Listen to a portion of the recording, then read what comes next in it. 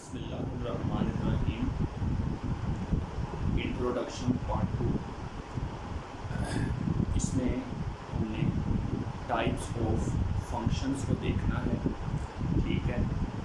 और introduction part 1 में हमने फंक्शंस को स्टडी किया और उसको कैसे लिखते हैं उसके ग्राफ को देखा, ठीक है। और वर्टिकल लाइन टेस्ट देखा, डोमेन रेंज देखी, ठीक है। अब हमने जो है इस लेक्चर में टाइप्स ऑफ फंक्शन को देखना है। तो स्टार्ट करते हैं टाइप्स ऑफ फंक्शन। जी, टाइप्स ऑफ फंक्शन में हमने पहली चीज़ मतलब इसमें टाइप है, मतलब अलजेब्रिक फंक्शन हमने देखने हैं। मतलब किस फंक्शन की हमने टाइप्स देखनी है, अलजेब्रिक फंक्शंस की हमने टाइप्स देखनी है, ठीक है।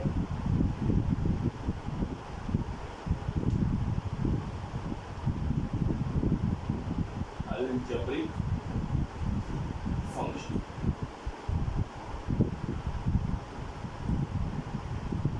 अलजेब्रिक फंक्शंस की जो है ना हमने टाइप देखनी है, ठीक है। अलजेब्रिक फंक्शन कौन से फंक्शन होते हैं जी? Algebraic function are those function which defined as algebraic variables, ठीक है। मतलब अलजेब्रिक फंक्शन में हम मतलब अलजेब्रिक फंक्शन जैसे अलजबरा होता है, ठीक है, वो भी आपने पढ़ा होगा पहले। तो अलजेब्रिक फंक्शन में हमने जो पहली टाइप देखनी है, अलजेब्रिक फंक्शन की हमने जो पहली टाइप देखनी है वो polynomial function, polynomial function.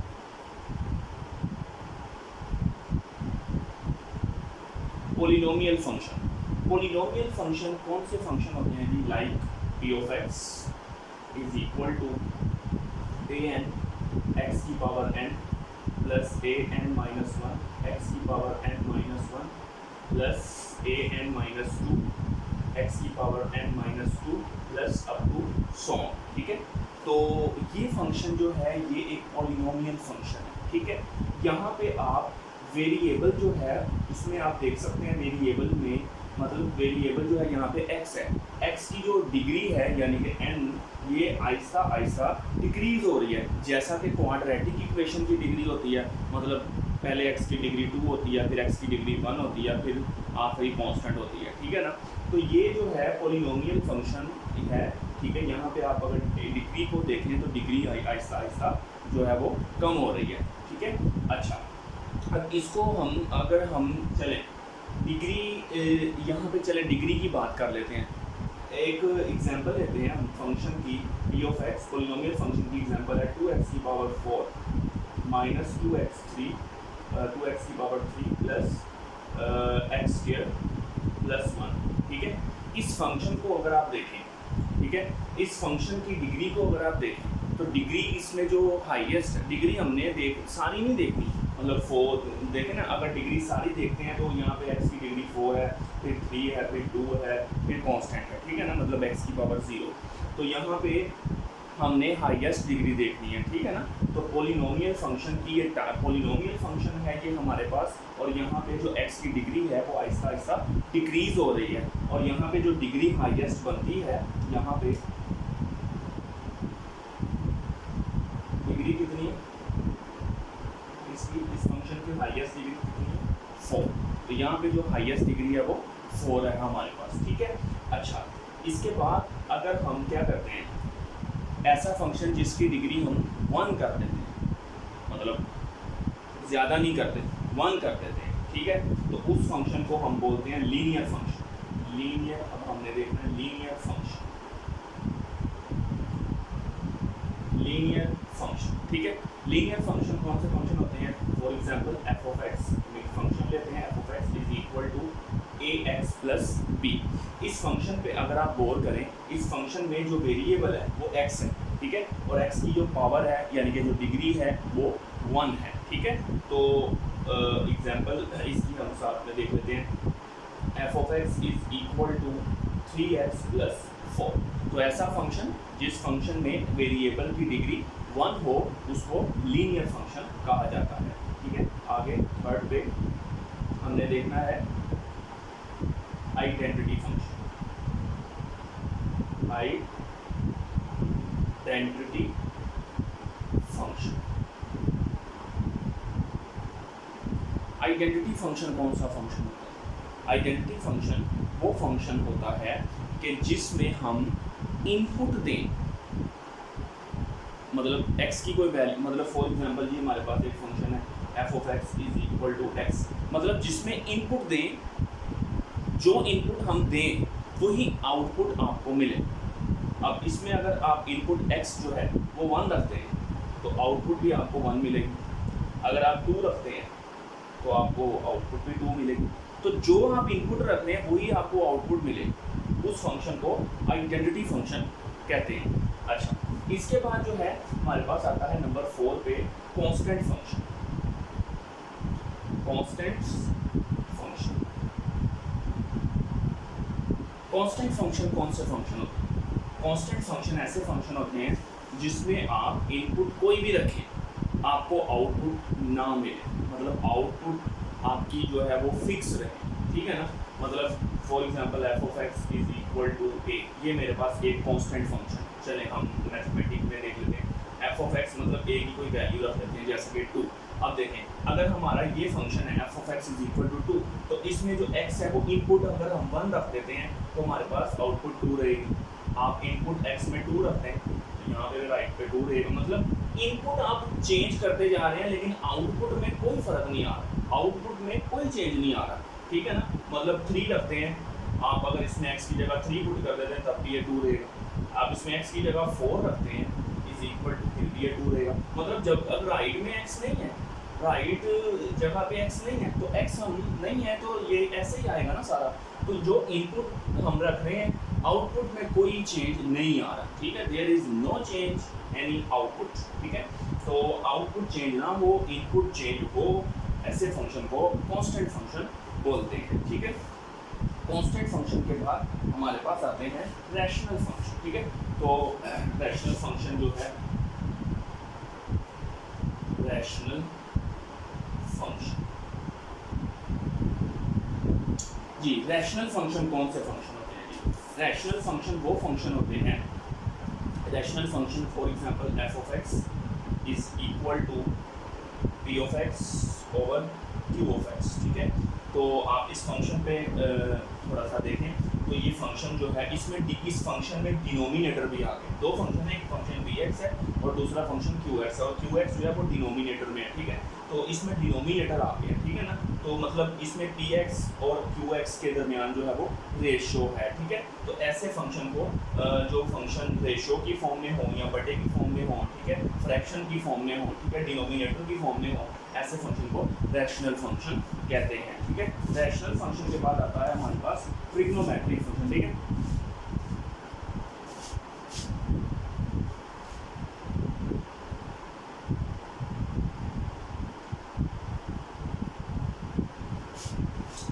Next हमारे पास आता है ट्रिग्नोमेट्रिक फंक्शन। ट्रिग्नोमेट्रिक फंक्शन पे हम अब मूव करते हैं। ट्रिग्नोमेट्रिक फंक्शन कौन से फंक्शन होते हैं, ये आपने ट्रिग्नोमेट्री में भी जो है वो पढ़े होंगे, मतलब sine, cos, tan, cot, secant, इस तरह से सारे फंक्शन जो है ये ट्रिग्नोमेट्रिक फंक्शन है। For example y is equal to sine of x। यहाँ पे जो y है ये फंक्शन का नेम है, साइन यहाँ पे ट्रिग्नोमेट्री है और x यहाँ पे वेरिएबल है। ठीक है, आप इस तरह से भी हो सकता है f of x is equal to 2 cot x। ठीक है, तो ये फंक्शन जो है ये ट्रिग्नोमेट्रिक फंक्शन है। ट्रिग्नोमेट्रिक फंक्शन के अलावा इनवर्स ट्रिग्नोमेट्रिक फंक्शन भी होते हैं। Inverse trigonometric function, inverse trigonometric functions भी होते हैं। ठीक है, इनवर्स ट्रिग्नोमेट्रिक फंक्शन कौन से फंक्शन होते हैं जी यहाँ पे, तो देखें आप, मतलब y is equal to sine power -1। ठीक है, मतलब ट्रिग्नोमेट्रिक फंक्शन की पावर में जो है वो -1 आ जाता है। ठीक है ना, ट्रिग्नोमेट्रिक फंक्शन की पावर में -1 आ जाता है, तो ऐसे फंक्शन को हम ट्रिग्नोमेट्रिक फंक्शन कहते हैं। Likely y is equal to, इस तरह से भी हो सकता है 2 टेंजेंट इनवर्स x, इस तरह से मतलब साइन कोस टेन आप कोई भी फंक्शन अपनी तरफ से बना सकते हैं, ठीक है। अच्छा, इनवर्स ट्रिग्नोमेट्रिक फंक्शन के बाद आते हैं exponential function. Exponential function, exponential function कौन से फंक्शन होते हैं जिसमें एक्सपोनेंट आ जाता है, मतलब जिस फंक्शन की पावर जो है वो वेरिएबल हो। For example y is equal to e की पावर ax, ठीक है। अब यहाँ पे जो e है ये कांस्टेंट है, ठीक है ना। तो एक्सपोनेंशियल फंक्शन ऐसे फंक्शन हैं जिनमें कांस्टेंट की जो पावर है, यानी कि power of constant is variable, यानी कि पावर जो है कांस्टेंट, यहाँ पे कांस्टेंट e है, उसकी पावर जो है वो ax है, a भी कांस्टेंट है और जो x है वो वेरिएबल है। मतलब वेरिएबल जो है वो आपको पावर में नजर आना चाहिए। इसकी एग्जांपल आप इस तरह से देख सकते हैं जी, मतलब y इज इक्वल टू 2 की पावर x। अब यहाँ पे 2 जो है वो कांस्टेंट है और कांस्टेंट की पावर जो है वो वेरिएबल है, यानी कि वेरिएबल असल में कहाँ पे आए, कांस्टेंट की पावर में आए, तो उसको कहते हैं जी एक्सपोनेंशियल फंक्शन। एक्सपोनेंशियल फंक्शन के बाद आते हैं जी लोगारिथमिक फंक्शन।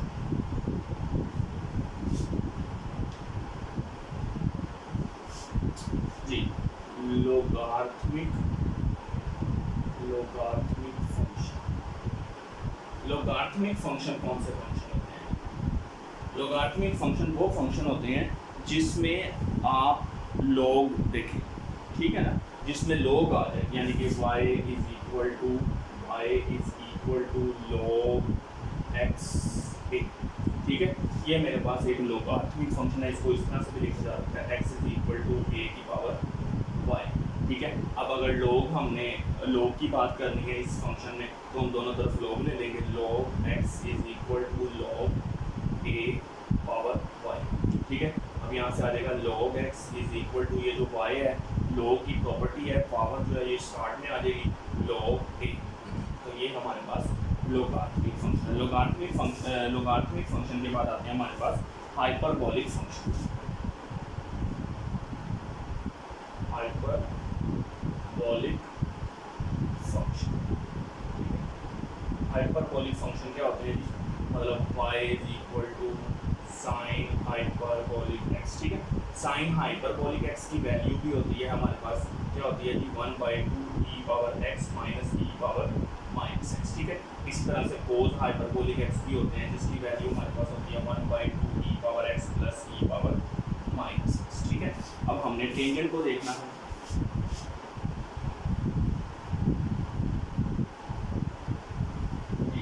टेंजेंट हम किस तरह से बना सकते हैं, देखिएगा। टेंजेंट हाइपरबोलिक x जो है वो हमारे पास इक्वल होता है साइन हाइपरबोलिक x और कोस हाइपरबोलिक x। अब यहाँ साइन हाइपरबोलिक x की वैल्यू हमने बताई आपको 1/2 e power x minus e power minus x, और नीचे कोस हाइपरबोलिक x की value 1/2 e power x plus e power minus x, ठीक है। तो आप देख सकते हैं ऊपर नीचे 1/2 दोनों सेम है, ये कट जाएगा, तो बाकी आपके पास आंसर आ जाएगा e power x minus e power minus x over e power x plus e power minus x। ये वैल्यू आ गई टेंजेंट हाइपरबोलिक x की, ठीक है। इसी तरह से आप कोट हाइपरबोलिक x भी बना सकते हैं, जो कि इक्वल होता है जी cos hyperbolic x over sine hyperbolic x, ठीक है। अब कोस हाइपरबोलिक x हमारे पास क्या है कि 1/2 e power x plus e power minus x, और साइन हाइपरबोलिक x क्या होता है 1/2 e power x minus e power minus x, ठीक है। अब यहाँ से आप देख सकते हैं ऊपर नीचे 1/2 जो है ये कैंसिल हो जाएगा, तो आपके पास आंसर आ जाएगा e power x plus e power minus x divided by e power x minus e power minus x। ये हमारे पास आ जाएगा कोट हाइपरबोलिक x की वैल्यू, ठीक है। इसी तरह से हमारे पास आगे और भी है ट्रिग्नोमेट्रिक फंक्शन, ठीक है। जिस तरह से मतलब हमारे पास सीकेंट है, जैसे सीकेंट हाइपरबोलिक x, इसको हम लिख सकते हैं 1/cos हाइपरबोलिक x, मतलब कोस की वैल्यू को हम रेसिप्रोकल करते हैं, मतलब 2/e power x plus e power minus x। इस तरह से कोसिकेंट हाइपरबोलिक x जो है वो 1/sin हाइपरबोलिक x के इक्वल होगा, और साइन हाइपरबोलिक x की वैल्यू उठा देंगे 2/e power x minus e power minus x, ठीक है। अच्छा, इनवर्स, इसके बाद आते हैं जी inverse trigonometric function. Inverse inverse hyperbolic function, ठीक है। मतलब इन्वर्स हाइपरबोलिक फंक्शन भी हमारे पास जो है वो होते हैं। जिस तरह मतलब हमने ट्रिग्नोमेट्री स्टडी किया, ट्रिग्नोमेट्री के बाद इन्वर्स ट्रिग्नोमेट्री, इसी तरह हाइपरबोलिक के बाद इन्वर्स हाइपरबोलिक फंक्शन भी हमारे पास होते हैं, ठीक है। इन्वर्स हाइपरबोलिक फंक्शन क्या होते हैं जी, देखें यहाँ पे आप इन्वर्स हाइपरबोलिक फंक्शन में हमारे पास होता है जी sign hyperbolic inverse x, cos hyperbolic inverse x, ठीक है। इस तरह से मतलब टेंजेंट हाइपरबोलिक इन्वर्स एक्स सारे मतलब जो है ना वो पाए जाते हैं और इनकी वैल्यू भी होती है, ठीक है। साइन हाइपरबोलिक इन्वर्स एक्स की वैल्यू होती है हमारे पास natural log x plus x square plus 1 और इसका स्क्वायर रूट, ठीक है। तो और कोस की भी होती है natural log x plus square root of X square minus 1, ठीक है। और इसी तरह से आप टेंजेंट की बना सकते हैं, ठीक है, कोट की बना सकते हैं, ठीक है। जिस तरह आपको मैंने हाइपरबोलिक की सिखाई सारी बना सकते हैं, सीकेंट की कोसिकेंट की, ठीक है। तो आप सारी जो है ना वो इजीली बना सकते हैं। इसके बाद आते हैं जी explicit and implicit function.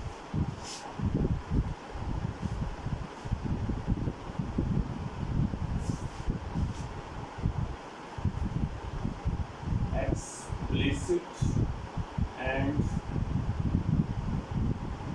Implicit function.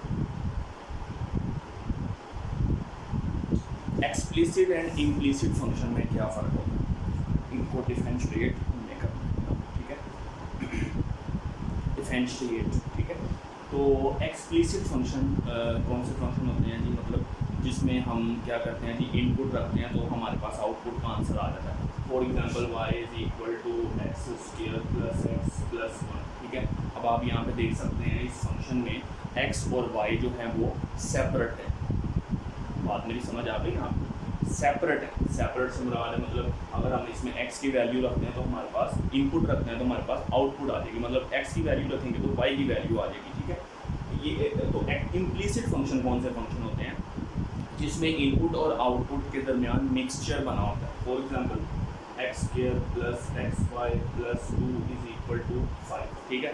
आप यहाँ पे देख सकते हैं इस फंक्शन में एक्स और वाई जो है वो जो है क्या है, मिक्सचर है, मतलब इकट्ठे आ रहे हैं, ठीक है ना। तो जिसमें एक्स और वाई अलग से आते हैं ऐसे फंक्शन को एक्सप्लिसिट फंक्शन बोलते हैं, ठीक है। ये जो है ऊपर वाला ये हमारे पास एक्सप्लिसिट फंक्शन, ठीक है। और जो नीचे वाला ये हमारे पास इम्प्लिसिट फंक्शन, ठीक है। ऊपर वाला एक्सप्लिसिट है और नीचे वाला इम्प्लिसिट फंक्शन, ठीक हो गया। अच्छा, इसके बाद जो है हमारे पास आते हैं parametric function.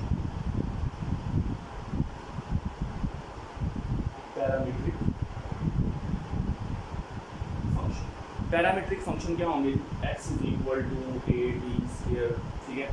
y is equal to A T, ठीक है। मतलब for example x is equal to cos theta, y is equal to sin t, ये सारे हमारे पास पैरामीट्रिक फंक्शन है। होता क्या पैरामीट्रिक फंक्शन, पता आपको कैसे चलेगा कि पैरामीट्रिक फंक्शन आपके पास आ गया है। देखें, जिस फंक्शन के अंदर आपको थीटा नज़र आए, टी नज़र आए, दो चीज़ें बोलता हूँ, थीटा नज़र आए और टी नज़र आए, उन फंक्शंस को कहते हैं जी पैरामीट्रिक फंक्शन। और यहाँ पे थीटा और टी जो है वो पैरामीटर है, ठीक हो गया जी। अच्छा, इसके बाद जो है लास्ट है हमारे पास even and odd function. Last पे हमारे पास आ जाता है जी इवन एंड ओड फंक्शन, ठीक है। इवन एंड ओड फंक्शन में क्या फ़र्क है, इवन फंक्शन क्या होते हैं, ओड फंक्शन क्या होते हैं, ठीक है। तो चलें हम देखते हैं, पहले हम इवन फंक्शन को देखते हैं क्या होते हैं। देखिए, हम एक फंक्शन ले रहे हैं F of x is equal to X square plus 1। Even function कौन सा फंक्शन होता है, ऐसा फंक्शन जिसमें आप क्या करें, इनपुट नेगेटिव रख लें, एक्स है तो माइनस एक्स रख लें, लेकिन उसकी जो आउटपुट है वो चेंज ना हो, मतलब वो एक्स ही रहे। फॉर एग्जांपल मतलब हम क्या करते हैं जी, इनपुट माइनस एक्स रख देते हैं तो आउटपुट में हमारे पास एफ ऑफ एक्स ही आए, ठीक है ना। तो ये कंडीशन है हमारे पास इवन फंक्शन की, ठीक है। फॉर एग्जांपल जी जैसे कि हमने फंक्शन लिया, इसमें हम एक्स की जगह माइनस एक्स रख के देखते हैं, माइनस एक्स, यहाँ पे माइनस एक्स का स्क्वायर हो जाएगा, माइनस एक्स का स्क्वायर प्लस 1, तो ये हमारे पास आ जाएगा दोबारा से एक्स स्क्वायर प्लस 1, ये एफ ऑफ माइनस एक्स है, F of minus X is equal to, और आप मुझे बताएंगे ये जो पूरी चीज़ है ये हमारे पास किसके बराबर है, एक्स स्क्वायर प्लस 1 के हमने जो फंक्शन लिया था एफ ऑफ एक्स के बराबर है, ठीक है जी। तो ये हमारे पास यहाँ पे एक्स स्क्वायर प्लस 1 वाला फंक्शन जो है वो कौन सा फंक्शन है, इवन फंक्शन, ठीक है जी। नेक्स्ट हम ओड फंक्शन की बात करते हैं। ओड फंक्शन जो होंगे जी उसके लिए हम क्या करते हैं जी, एग्जांपल लेते हैं F of x is equal to X cube, ठीक है।